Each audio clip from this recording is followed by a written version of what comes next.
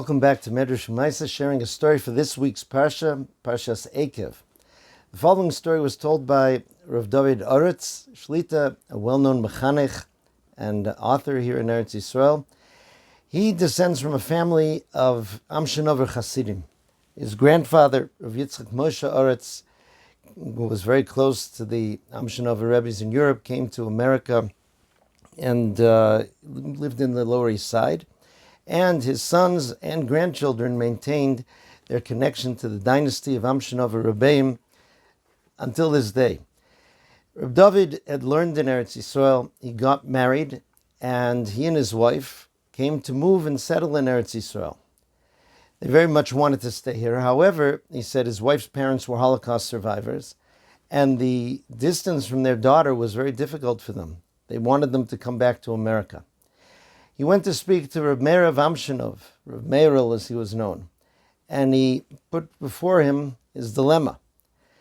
Rav Meir said, maybe tell your in-laws the following. There's a pasuk in V'zos HaBracha which speaks about Yachdov Afsei Oretz. Rashi says that these words Yachdov Afsei Oretz means that 31 different kings all built palaces in Eretz Yisrael.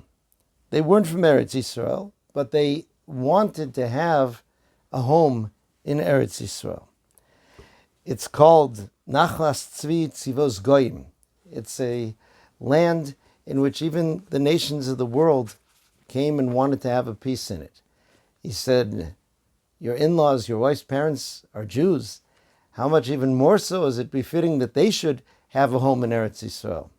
And if they have a place in Eretz Yisrael to come and stay when they visit you, they'll come and stay more and more. You'll be able to visit them over there. And then hopefully you'll be able to stay and live and continue in Eretz Yisrael. And they will feel the connection with their daughter and grandchildren. And that's what happened.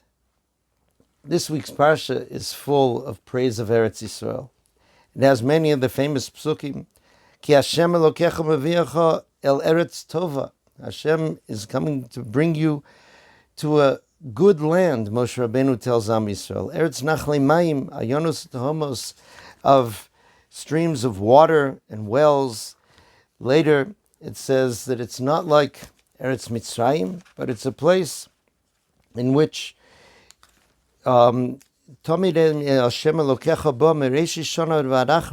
has special supervision by HaKadosh Baruch Hu.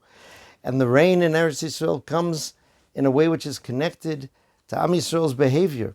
It's a very elevated type of land. Rav Meir moved to Eretz Yisrael after his father passed away. His father, the famous Rav Shimon of Amshinov, whose yahrzeit is this week, went with his son Rav Meir on the journey from Poland to Vilna, and together with the Mir Yeshiva and others to Japan and then to Shanghai. From Shanghai, they very much wanted to come to Eretz Yisrael, but they weren't able to get certificates. They moved to America, but then Rav Meir moved to Eretz Yisrael to Bayit Vegan, which was where Rav David Oretz spoke with him and had that discussion.